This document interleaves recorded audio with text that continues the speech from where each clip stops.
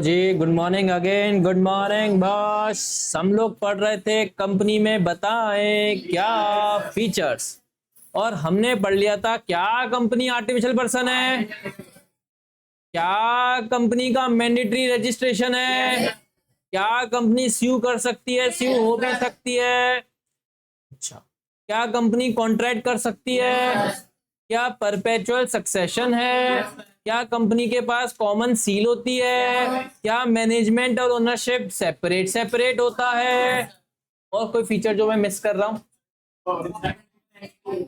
Limited liability, voluntary association, और आज का टॉपिक है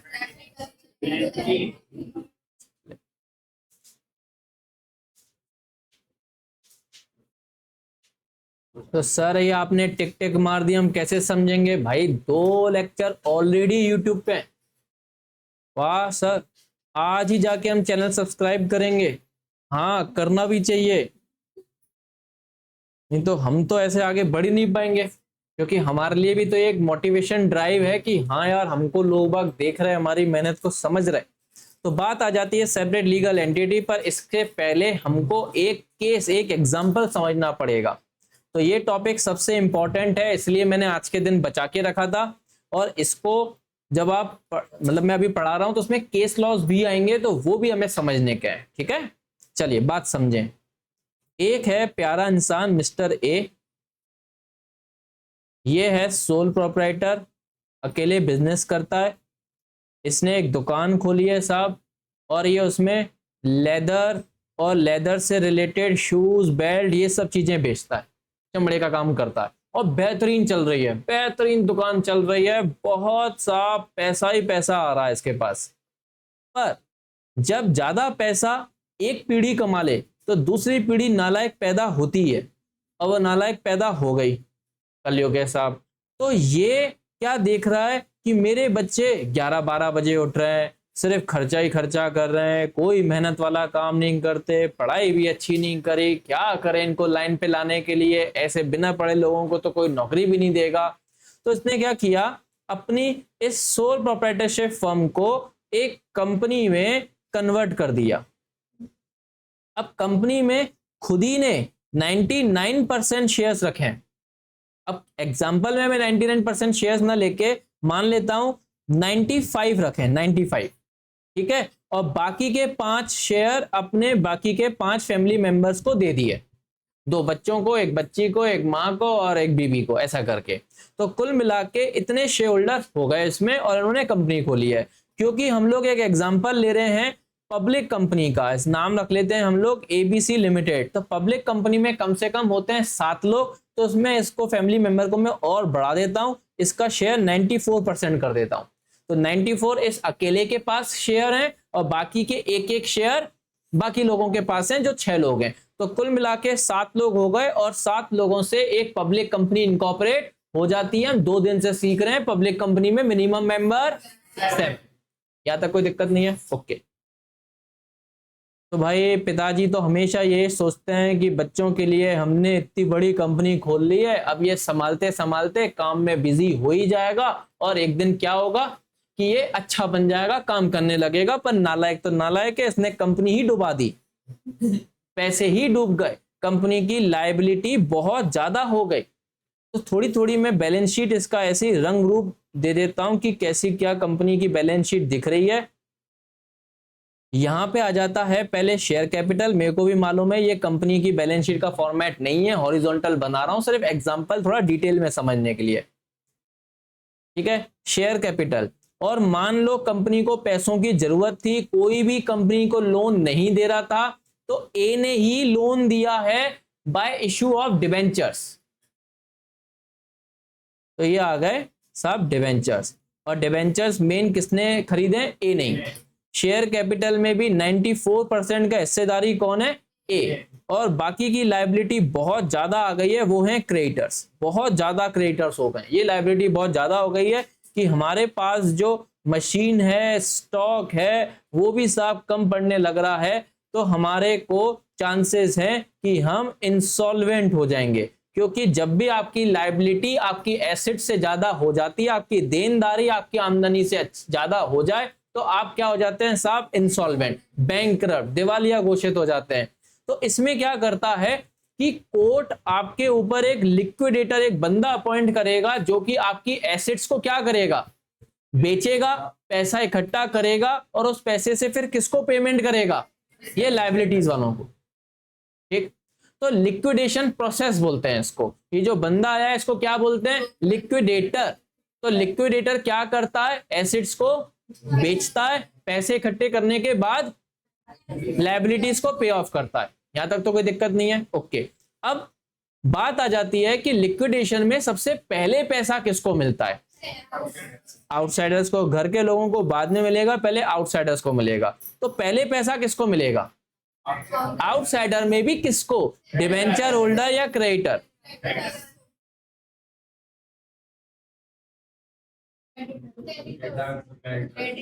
पक्का, कौन कौन कह रहा है क्रेडिटर, नहीं, पहले डिबेंचर होल्डर, गलत होगा आप। Debenture holder are always fully secured, इनके नाम पे एसेट भी चार्ज क्रिएट होती है और डिबेंचर होल्डर को पहले पैसा मिलता है। ठीक, सेकंड नंबर पे किसको मिल जाएगा, क्रेडिटर्स, और थर्ड नंबर पे किसको मिल जाएगा, शेयर होल्डर्स। मतलब ओनर्स को, घर के मालिकों को सबसे बचा हुआ पैसा लास्ट में मिलता है। तो ये सीक्वेंस तो भाई अकाउंटिंग का टर्म में दिया हुआ है, पहले इनको फिर इनको फिर इनको। अब यहां पे प्रॉब्लम ये है कि जब एसेट्स को हम बेच रहे हैं तो वो उतना पैसा भी इकट्ठा नहीं हो पा रहा कि इन तीनों को पेमेंट हो पाए। तो जब हमने इनको बेच के पैसा इकट्ठा किया तो सबसे ज्यादा पैसा मिल रहा है डिबेंचर होल्डर को, थोड़ा सा पैसा मिल रहा है क्रेडिटर्स को, और ओनर्स को तो कुछ मिल ही नहीं रहा। ठीक, तो ऐसे में इन तीनों में सबसे ज्यादा दुखी कौन होंगे, क्रेडिटर्स, क्योंकि शेयर होल्डर तो घर की कंपनी, उनके डिसीजन के कारण तो कंपनी डूबी है। तो क्रेडिटर्स चले जाएंगे कोर्ट के पास और कोर्ट से बोल रहे हैं कि हे कोर्ट, तुम्हारे होते हुए ये क्या हो रहा है, तुमने एक तो बोला कि मालिकों को सबसे बाद में पैसा मिलेगा, और ये कंपनी देखो इसमें तो मालिक ही डिबेंचर होल्डर है, ये तो मालिक है, देखो डिबेंचर होल्डर को पर्दा उठा के देखो, ये तो ए ही है, तो पहले इसको पैसा क्यों मिल रहा है।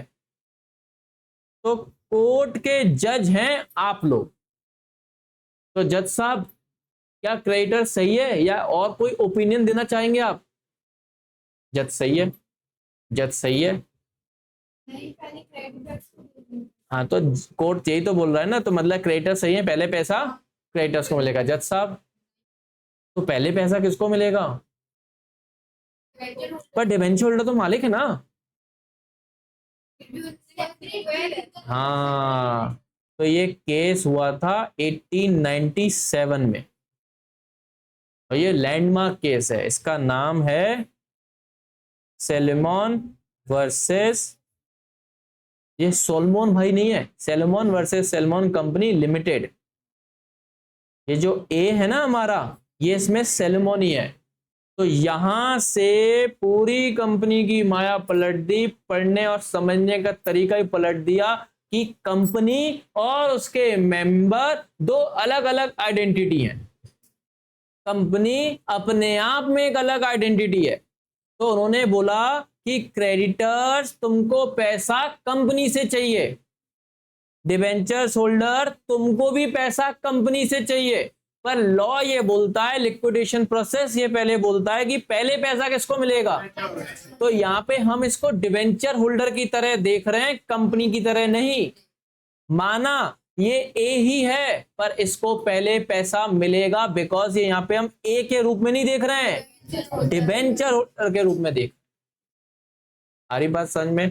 तो यहां से ये लैंडमार्क केस निकलकर आया, और इस केस लॉ का नाम क्या है, Salomon versus Salomon company limited, जिसमें किस चीज का कंसेप्ट निकल कर आया, सेपरेट लीगल आइडेंटिटी।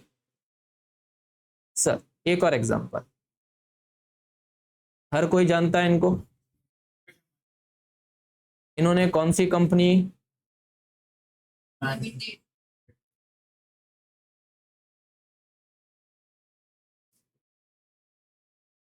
अभी आप जो भी कॉन्ट्रैक्ट कर रहे हो वो रिलायंस इंडस्ट्री से कर रहे हो, ये आउटसाइडर।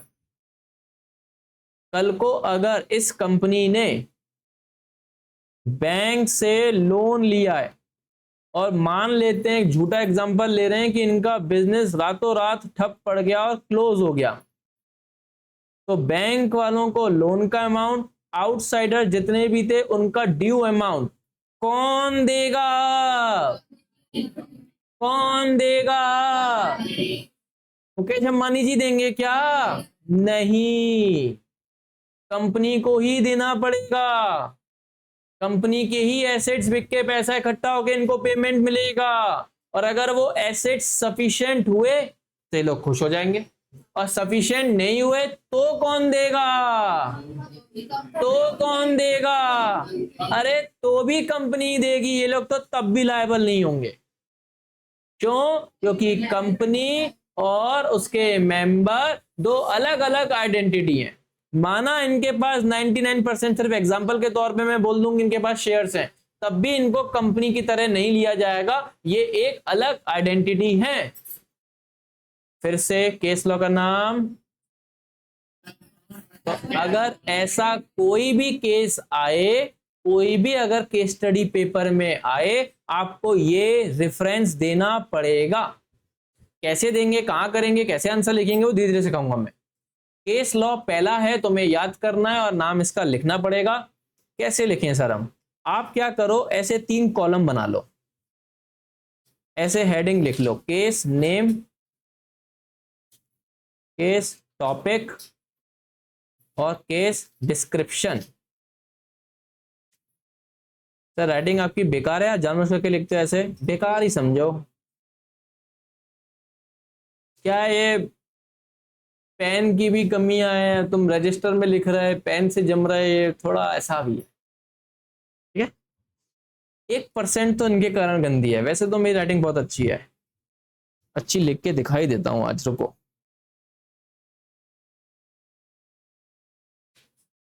बताओ, अच्छी दिख रही है अब?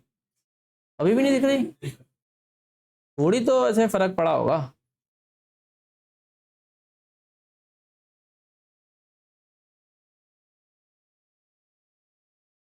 अब बताओ, बेहतरीन लिखी? मोतियों मोतियों से नहीं चमक रही? अच्छा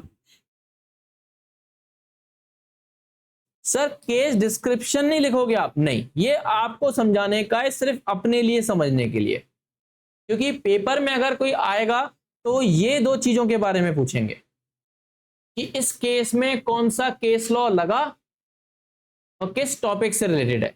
कभी भी आपको केस लॉ समझाने को नहीं आएगा पेपर में, ये बात पक्की है। तो आपको केस के अंदर क्या हुआ उससे याद रखने की जगह केस का जजमेंट याद रखना पड़ेगा। किस टॉपिक पे केस लॉ था, तो सेपरेट लीगल आइडेंटिटी पे था। ठीक, ठीक है। डिस्क्रिप्शन आप अपनी लैंग्वेज में लिख सकते हो, इंग्लिश हिंदी, इंग्लिश संस्कृत हिंदी जो आती हो, अपने समझने के लिए, वो घर पे बैठ के करना। अब पूरी कंपनी लॉ में ऐसे करीबन अपन 5 6 7 11 के आसपास केस लॉ करेंगे याद, ठीक है?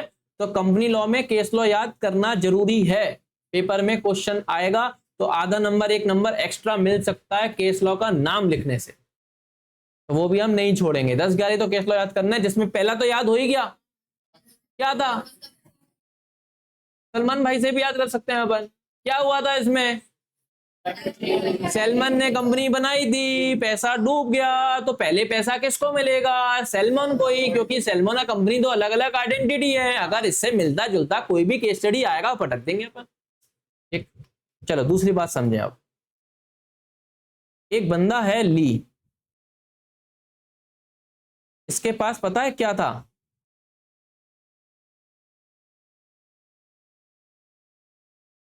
अरे मछली नहीं है, प्लेन है, प्लेन लिख देता हूं।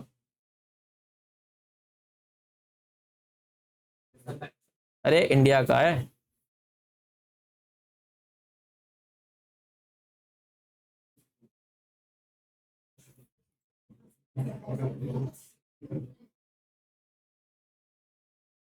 ये पता है क्या है? ग्रास, घास, खेत है एक्चुअली में। तो इसके ऊपर से प्लेन उड़ता है और दवाई छिड़कता है। आगे बात समझ में? देख रहे हो क्या बेहतरीन ड्राइंग बनाई है? ये दवाई जा रही है। तो इतने बड़े खेत में पेस्टिसाइड्स या केमिकल्स डालना बहुत ज्यादा समय लगता, प्रॉपर स्प्रे भी नहीं हो पाता। तो बेटर क्या है, ये जो फार्मर्स लोग हैं ये किससे सर्विस लेते हैं? ली से। तो ली ने कंपनी बना रखी है, ली एयर फार्मिंग लिमिटेड, जिसमें ली के पास 99% शेयर्स हैं, जिसमें ली डायरेक्टर भी है और जिसमें ली चीफ पायलट भी है।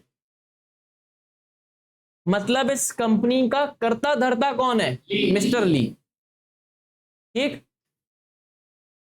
इस प्लेन को जब अपन एग्रीकल्चर लैंड के ऊपर से उड़ाएंगे तो बहुत ऊपर से उड़ाएंगे या बहुत नीचे से उड़ाएंगे? बहुत नीचे से, क्योंकि बिल्कुल खेत से बिल्कुल चिपकता हुआ जाएगा, ये बहुत कम डिस्टेंस पे ऊपर उड़ेगा। तो चांसेस क्या है क्रैश होने के? और क्रैश होगा तो क्या होगा? अरे मर जाएगा ना पायलट, और क्या होगा? तो इसलिए इस कंपनी ने एक इंश्योरेंस कंपनी से कॉन्ट्रैक्ट कर रखा है। कॉन्ट्रैक्ट में ये लिखा है कि अगर इस सर्विस के दौरान हमारा पायलट या हमारे किसी भी एम्प्लॉय की डेथ हो जाती है तो उसको आपको इंश्योरेंस का क्लेम अमाउंट देना पड़ेगा। ये समझ में आ गया? कंपनी समझ में आ गई? ठीक है। तो मान लो किसी अगर ए एम्प्लॉय की ये फ्लाई करते वक्त डेथ हो जाती है, एक्सीडेंट हो जाता है, तो इंश्योरेंस कंपनी उसके घर वालों को पैसा देगी करोड़ों में। एक दिन एम्प्लॉयज नहीं आए, पायलट नहीं आए, तो ली ने बोला चलो यार मैं ही चलो, चीफ पायलट तो मैं ही हूं, मैंने तो सबको फ्लाई करना सिखाया है, आज चलो मैं ही चलता हूं सर्विस देने। जो तुम मन में सोच रहे हो वही हुआ है, क्रैश। आग आग बनाऊं, आग भी बना देता हूं मैं, ये आग लग गई और ये ऑन द स्पॉट खत्म। ठीक। अब चूड़ियां तोड़ने आई मिसेस ली, हाय मेरा पति मर गया, मेरा पति मर गया। अब ये जाएंगी किसके पास? कंपनी के पास, लाओ भैया पैसा दो, मेरा पति चला गया ऐसे ऐसे सर्विस करते करते। कंपनी जाएगी किसके पास? इंश्योरेंस कंपनी के पास, लाओ भैया एग्रीमेंट में लिखा था जो मरेगा तो तुम पैसे दोगे। इंश्योरेंस करिए, पैसे तो एम्प्लॉय के मरने पे था, ये तो मालिक है, 99% शेयर्स लेके बैठा है, डायरेक्टर यही है, एम्प्लॉयर यही है, सैलरी तक ये बांटता है सबको। तो उस विडो से बोल दो कुछ नहीं मिलेगा, रोने की एक्टिंग नहीं करे। तो ये रोते रोते कहां चली गई? और कोर्ट के आज जज कौन है? जज साहब बताओ क्या करोगे इनके साथ? कुछ नहीं, साइड में जाके रो। है पीछे आप बताओ, थर्ड बेंच जज आप हो, हाँ बताओ। पता नहीं ये कैसा आंसर है, बताओ जज साहब।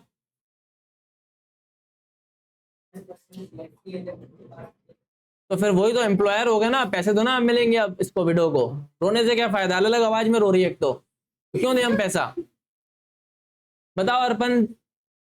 नहीं मिलेंगे, आप बताओ। नहीं मिलेंगे, कृष्णा कजोरिया। नहीं मिलेंगे।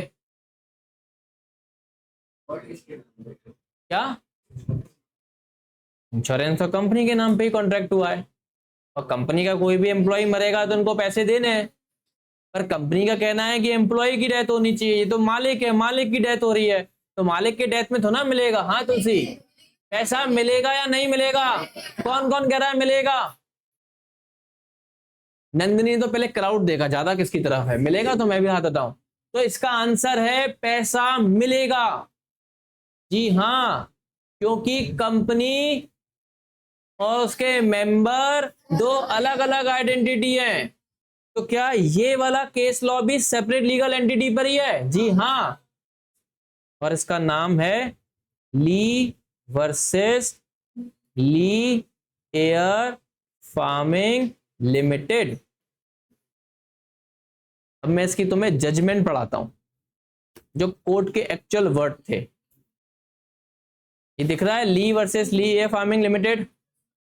ये रहा कोर्ट का जजमेंट, एक बार गो थ्रू करो भले। अरे ज्यादा हो गया।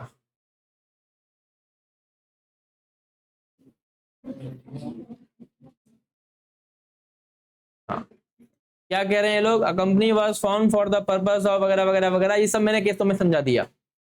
पढ़ के देखें आपको ये लैंग्वेज समझ में आ रही है कि नहीं।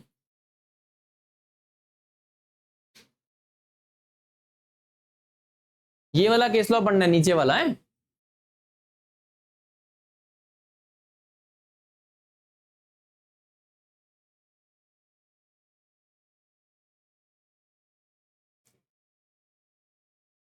तो साफ साफ बोल रहे हैं आखिरी में, Mrs lease contention was upheld, मतलब विडो की सुनवाई हुई और उसी के फेवर में हुई, मतलब उसको पैसा मिला। क्योंकि एम्प्लॉयर ली नहीं है, कंपनी है। भाई कंपनी कैसे सैलरी बांटेगी, कंपनी तो आर्टिफिशियल पर्सन है, वो तो किसी को अपॉइंट करेगी ना। और वो किसको अपॉइंट कर रही है, ली को, कि भैया इनको पैसे दे। तो इसका मतलब ये तो ना हुआ कि ये सैलरी बांटने वाला ही मालिक हो गया। मालिक कौन है, कंपनी है। कंपनी अपने आप में एक आइडेंटिटी होती है। क्या ये बात समझ में आई। तो क्या सर हम वो केस लॉ में एक लिस्ट में नाम और कर दें। हाँ, हमने अभी लिस्ट बनाई थी ना, एक बनाई थी ना, ऐड करो उसमें एक और नाम। यहाँ पे नेम लिखोगे, यहाँ पे डिस्क्रिप्शन लिखोगे, ये घर पे समझाते रहोगे क्या क्या हुआ था। लिख लो। हाँ, ली वर्सेस ली ए फार्मिंग लिमिटेड केस लॉ का नाम है। तो एक ही दिन में तुमने दो केस लॉ याद कर लिए। पहला case law salmon versus salmon, और दूसरा ली वर्सेस ए लिए। ठीक है। अब जो तीसरा केस लॉ है ना, उसका नाम थोड़ा अटपटा है। तो अब क्या करें, अब अटपटा है तो अब नाम तो याद करना ही पड़ेगा। तुमको भी हंसी आ सकती है।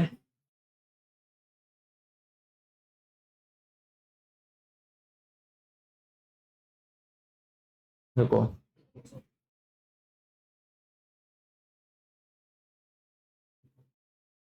Macaura versus Northern Assurance Company Limited. तो मैं तो फिर से बोल रहा हूं, तुम लोग क्या पड़ोसन आंटी आए, क्या बोलोगे, घर में कौन आई है, मकौरा। केस लॉ का नाम भी याद हो जाएगा, और जो जो तुम्हें मन में उनको बोलना है वो तुम आराम से बोल भी पा रहे हो। अब वो अगर चिढ़े तो बता देना, ये तो मैं रिवाइज कर रही थी। मकौरा आई है। Macaura versus Northern Assurance Company Limited में क्या हुआ था, ये दिया है केस लॉ। ये भी सेपरेट लीगल एंटिटी का ही है। अगर आप में से कोई समझा पा रहा है तो देखते हैं आज का इस क्लास का हीरो या हीरोइन कौन है। तो पहली बार आप लॉ की लैंग्वेज में इंटरप्रेट करने की कोशिश कर रहे हैं, देखते हैं कौन अच्छा करता है।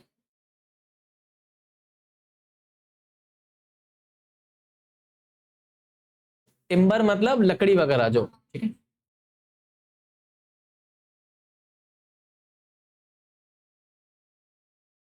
हो गया। एक मिनट बाद इनको टाइम दे दें फिर अपन।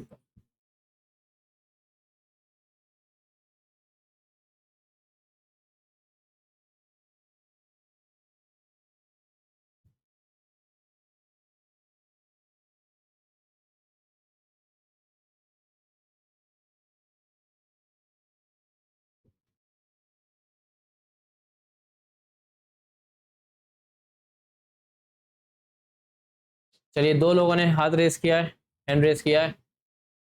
देखते हैं और कितने लोगों को आ रहा है। सिर्फ दो लोगों को ही, तीन, तीन हुए हैं। और कोई, चार,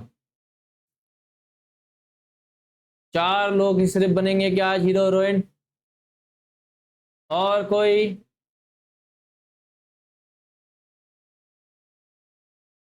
पांच, पांच, छह, छह लोग हो गए, गुड। और कोई, फिर वही काले मन को दबाओ, तुम्हें रोक रहा है कि गलत हो जाएगा, पता नहीं कौन क्या सोचेगा, सर हंसेंगे, ये हंसेंगे, ये सब काले मन की आवाजें हैं। कोई बात नहीं, गलत होगा तो क्या होगा, मैं बैठा हूं उसको सही करने के लिए।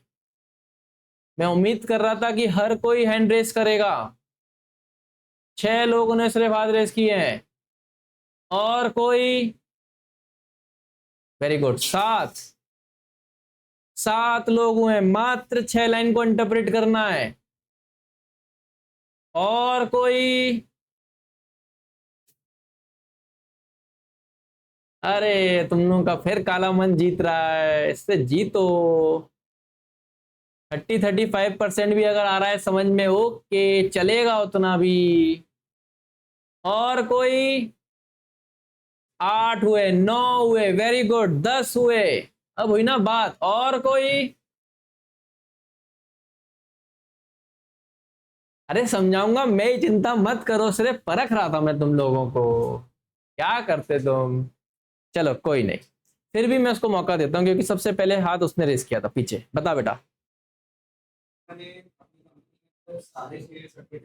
ठीक है, मतलब 99% शेयर्स का वो मालिक है। और ये कंपनी का एक क्रेडिटर भी है, मतलब कंपनी को एम को पैसा देना है। ठीक है, हाँ। हाँ, कंपनी को टिम्बर तो दे दिया इसने उधारी पे, पर इंश्योरेंस अपने नाम पे ले लिया। हाँ, अब इंश्योरेंस कंपनी के पास चला गया, ये क्या बोल रहे हैं, पैसा दो पैसा दो। इंश्योरेंस कंपनी ने क्या बोला? नहीं मिलेगा, नहीं मिलेगा। क्यों नहीं मिलेगा? भाई तू तो शेयर होल्डर है, तू कहां से आ गया? जिसके नाम पे इंश्योरेंस होता, कंपनी को आज मालिक है तो कंपनी के नाम पे इंश्योरेंस होना चाहिए। देखो, इसको नहीं समझ में आ रहा, और वही डायग्राम से अपन समझते हैं। एक एम है, इसने एक कंपनी बनाई और उसके 99% शेयर्स ले लिए, कोई दिक्कत नहीं है।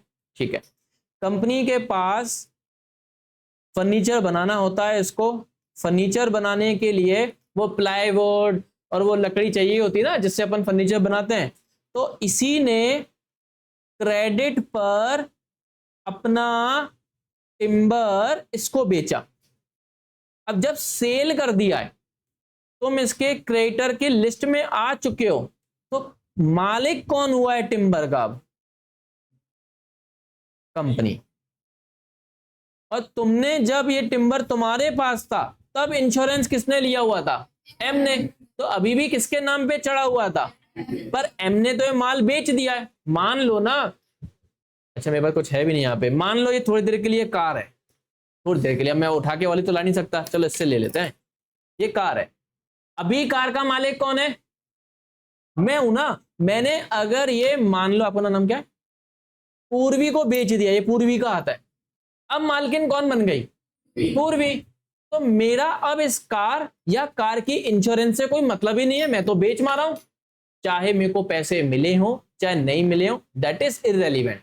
सेल ऑफ गुड सेट कहता है कि भाई उधारी में भी तो माल बिकता है। तो यहां पे टिम्बर का मालिक अब कौन हो गया है? कंपनी। फिर वही बुरी घटना हो गई, आग लग गई।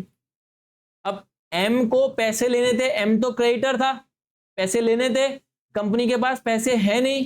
क्यों? क्योंकि माल तो जल गया बिकने से पहले ही। तो एम ने सोचा क्यों ना मैं इंश्योरेंस कंपनी के पास जाके पैसा ले आता हूं। तो इंश्योरेंस कंपनी ने क्या बोल के उसको भगा दिया? अबे तू तो मालिक ही नहीं है, तूने तो बेच मारा है, मालिक कौन है? कंपनी। तो पैसे किसको मिलेंगे? पर कंपनी ने तो इंश्योरेंस करवाया ही नहीं। तब रो कौन रहा होगा? मकौरा। तभी तो उसका नाम है मकौरा। क्या ये केस लॉ समझ में आया? केस लॉ का नाम क्या है? क्या हमारा ये तीसरा केस लॉ हो गया आज ही का? हाँ, टॉपिक सेम है, सेम टॉपिक तुम लोग गुनगुना रहे हो अभी भी।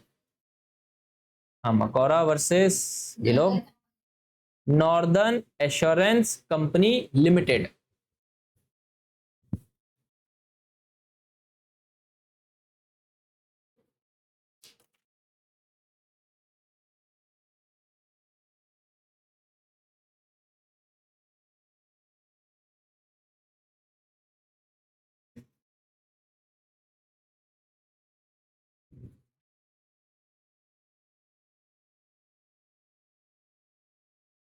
देखा?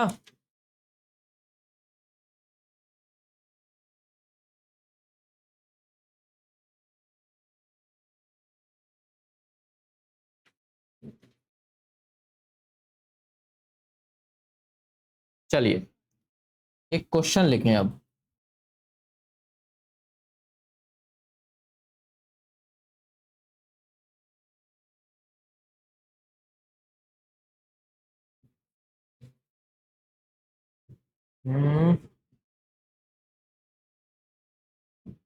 लिखें,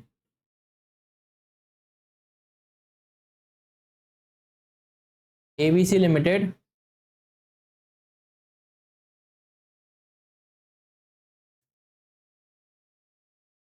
registered company with 10 members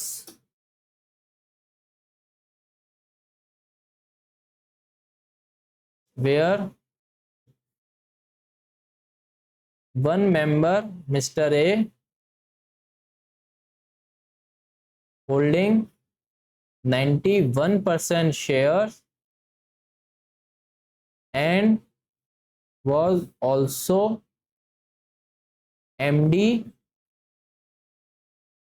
of company.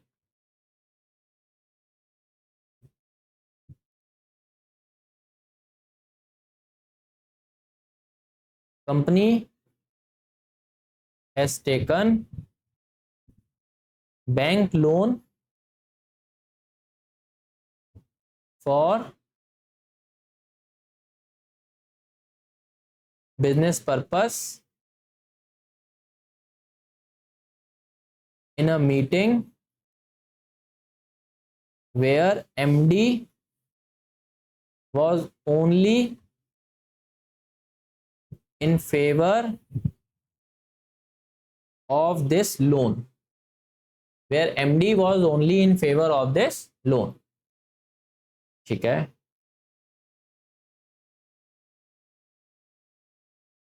later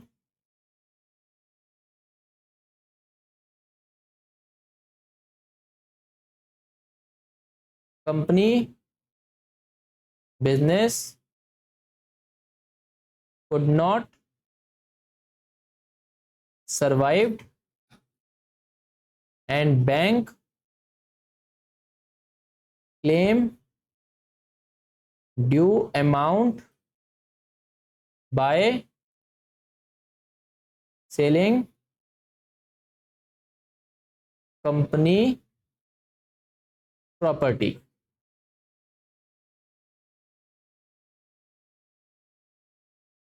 Nine members were in favor of selling MD property instead of company property to settle bank loan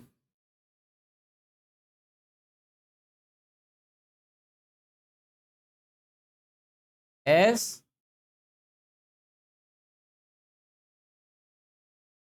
the decision of loan was majorly taken by Mr. A.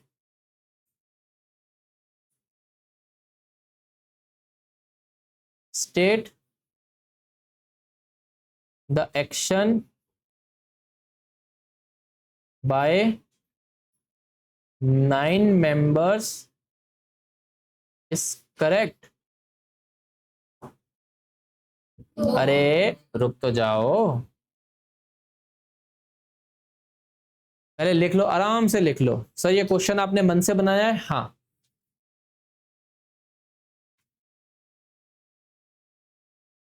पहले लिख लो question.